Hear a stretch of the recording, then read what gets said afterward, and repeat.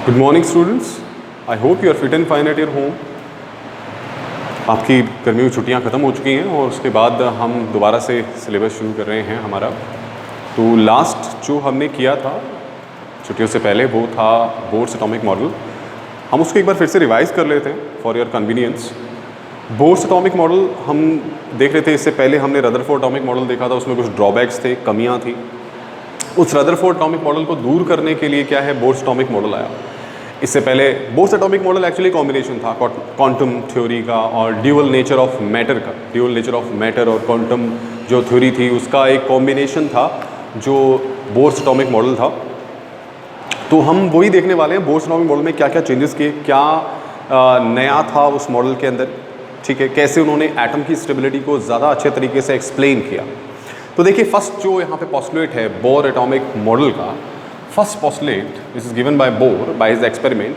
First experiment ये postulate ये था कि जो एटम है it consist of A small positively charge nucleus. Atom किससे बना हुआ है? Atom consist of A small positively charged nucleus and electrons revolve around it in circular orbits. This was the first postulate. पहला postulate क्या है कि जो atom हमारा है वो एक छोटे पॉजिटिवली चार्ज न्यूक्लियस से बना है जिसके चारों तरफ इलेक्ट्रॉन्स रिवॉल्व करते हैं। It is just like this. देखिए ये हमारा सेंटर में न्यूक्लियस है, this is positively charge nucleus, और जो इलेक्ट्रॉन्स हैं वो इस तरह सर्कुलर ऑर्बिट में क्या करते हैं, हमारे इलेक्ट्रॉन्स रिवॉल्व करते हैं यहाँ पर। ये सबसे पहला पोस्टुलेट जो यहाँ पे दिया, ये रदरफोर्ड मॉडल से अलग था। आपको ध्यान होगा रदरफोर्ड ने ये बात कही थी कि जो इलेक्ट्रॉन्स हैं they are revolving in electrical orbits, but no, electrical orbits में नहीं थे। उन्होंने इसको कंपेयर किया था रदरफोर्ड ने सोलर सिस्टम के साथ, बट जो बोर थे उन्होंने ये डिस्कवर किया कि these are not electrical orbits, these are circular orbits. Electron किस में रिवॉल्व करते हैं? सर्कुलर ऑर्बिट्स में, न्यूक्लियस के चारों तरफ।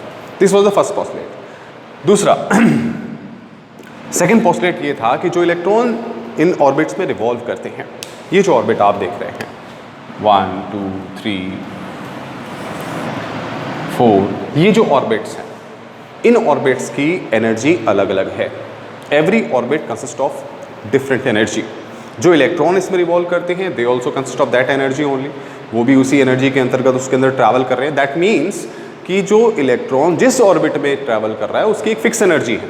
या हम ऐसे कह सकते हैं कि जो ये सर्कुलर ऑर्बिट्स हैं, ये सर्कुलर ऑर्बिट्स क्या होते हैं? एक फिक्स एनर्जी के ऑर्बिट्स होते हैं।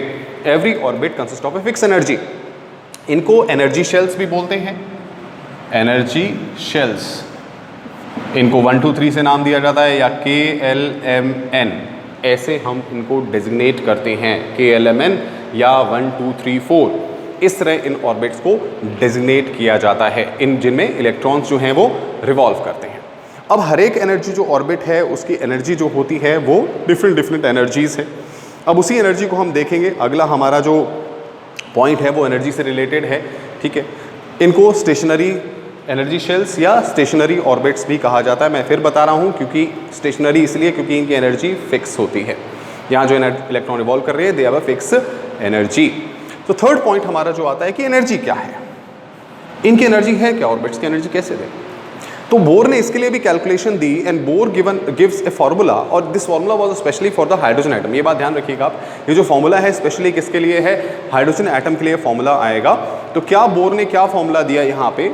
He given a formula of energy that is En, that energy is equal to 2 pi square Me4 divide by n square h square n square h square। अब मैं आपको बता दूं यहाँ पे क्या क्या चीज़ें हैं। ये आप एक बार देख लीजिएगा। यहाँ पे पाई कांस्टेंट है, आपको पता है, m mass of the electron है, E charge of the electron है, h प्लैंक्स कांस्टेंट है, और n यहाँ पे क्या है? एनर्जी शेल है। दोबारा से देखिए, पाई कांस्टेंट हो गया, m mass of electron, E charge on electron, h Planck's constant, और h यहाँ पे प्लैंक्स कांस्टेंट, और n यहाँ पे क्या है? एनर्जी लेवल है, एनर्जी शेल है, उसका नंबर 1 2 3 4 जो भी होगा उसका नंबर क्या है हमने n से बताया है। So this the formula given by bore. अब इसको क्या सिंप्लीफाई कर दिया, सबकी वैल्यूज यहाँ पुट कर देते हैं। सबकी वैल्यूज यहाँ पे अब जब पुट करते हैं तो हमें यहाँ पे क्या मिलता है, हमें जो फॉर्मूला यहाँ पे मिलता है that is -1312 upon n square kilo joule per mole. ये तो है किलो जूल में, ध्यान दीजिएगा। और दूसरा हमारा इसके अंदर हम निकालेंगे वो इलेक्ट्रॉन वोल्ट में लेके आएंगे, that is 13.6 divide by n square electron volt पर atom.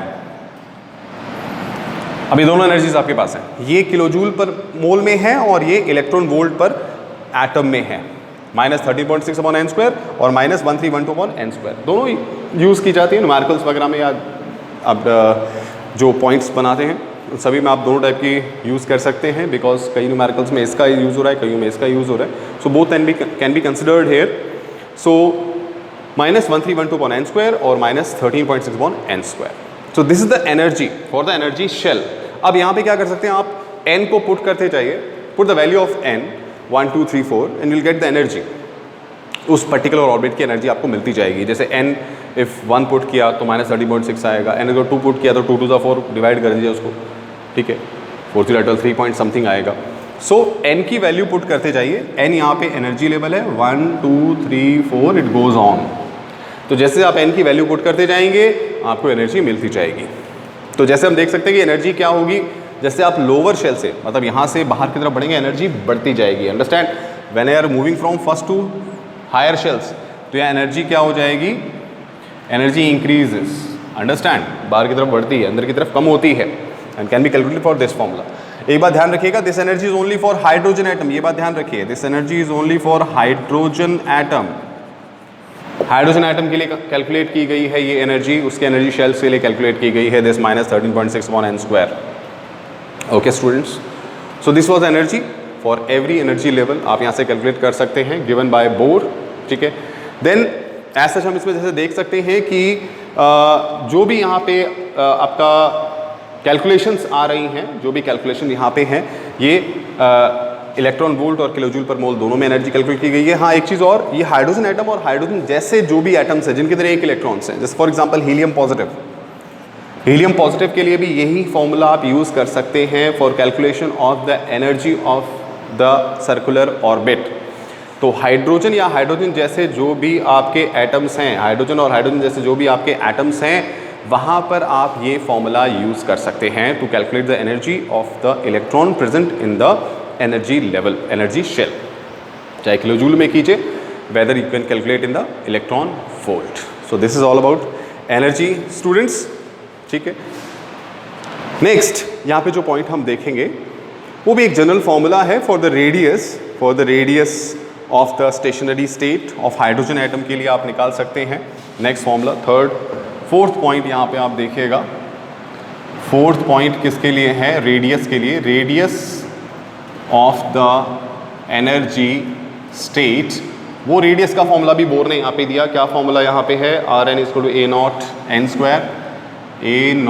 n square Rn, this is the radius formula. A0 यहाँ पे कांस्टेंट होता है, मैं आपको बता दूं, n अगेन एनर्जी लेवल है और A0 की वैल्यू फिक्स होती है यहाँ पे, that is taken as 52.9 picometre. A0 is 52.9 picometre, this is fixed, ठीक है, ये कांस्टेंट क्वांटिटी है। इसका यूज़ करके आप किसी भी लेवल का, किसी भी एनर्जी स्टेट का क्या निकाल सकते हैं, रेडियस निकाल सकते हैं। You have to just put n का वैल्यू पुट करना है, n is equal to 1 2 3 goes on. n का वैल्यू पुट करके आप कोई भी एनर्जी लेवल का रेडियस यहाँ पे कैलकुलेट कर सकते हैं for the electron. Then hydrogen जैसे जो पार्टिकल्स हैं, जो हाइड्रोजन लाइक पार्टिकल्स हैं, उनके रेडियस के लिए आप एक और फॉर्मूला यहाँ पे यूज़ कर रहे हैं, दैट इज हाइड्रोजन जैसे जो पार्टिकल हैं। देन नेक्स्ट यहाँ पे पॉइंट आ जाएगा hydrogen like particles, hydrogen like atoms, hydrogen like atoms के लिए क्या हो जाएगा, दैट इज यहाँ पे थोड़ा सा चेंज है, an is equal to A0 n square divide by z। Hydrogen like particles में A0 n square upon z आ जाता है यहाँ पे, ठीक है। z is taken as the atomic number, वो आप यहाँ पे इंक्लूड करते हैं इसके अंदर, एक्सप्रेशन के अंदर। देन नेक्स्ट आती है वेलोसिटी का फॉर्मूला है, वो भी आप यहाँ पे लिख सकते हैं। वेलोसिटी का फॉर्मूला यहाँ पे क्या आएगा, वेलोसिटी के लिए, या मैं फिर बता दूं कि ये एटॉमिक नंबर है, सर एटॉमिक नंबर है, ध्यान रखिए आप। अब वेलोसिटी के लिए क्या फॉर्मूला यूज़ कर सकते हैं to calculate the velocity of electron. Velocity of electron अगर आपको निकालनी है किसी एनर्जी स्टेट के अंदर, उसके लिए भी हमारे पास फॉर्मूला है जो बोर ने यहाँ पे दिया, Vn is equal to that is V naught Z upon N, V naught Z upon N का फॉर्मूला है that is Vn for electron जो ट्रैवल कर रहा है किसी एनर्जी स्टेट के अंदर, उसका अगर स्पीड आपको निकालनी, वेलोसिटी आपको निकालनी है तो उसका ये फॉर्मूला होगा V नॉट, ये एटॉमिक नंबर है, ये एनर्जी लेवल आ गया। V नॉट की वैल्यू यहाँ पे कांस्टेंट है, V नॉट की वैल्यू है यहाँ पे 2.188, it is 2.188 into 10 to the power 8। ये आपकी V नॉट की वैल्यू है, that is also constant value, centimetre per second है, ये सेंटीमीटर में है, ठीक है, ये अकॉर्डिंग टू आप यूज़ कर सकते हैं। तो इससे you can calculate the velocity of the electron which is revolving in a particular energy state. तो आपने एनर्जी का फॉर्मूला यहाँ पे देखा, how to calculate the energy of the electron travelling in the state, energy level, उसका radius कैसे निकालना है उसके लिए फॉर्मूला है, हाइड्रोजन के लिए, ये हाइड्रोजन लाइक एटम्स के लिए, और ये वेलोसिटी है to calculate the speed of velocity of electron travelling in a energy level, depending on 1 2 3 जो भी आप पुट करेंगे उसमें रख सकते हैं आप।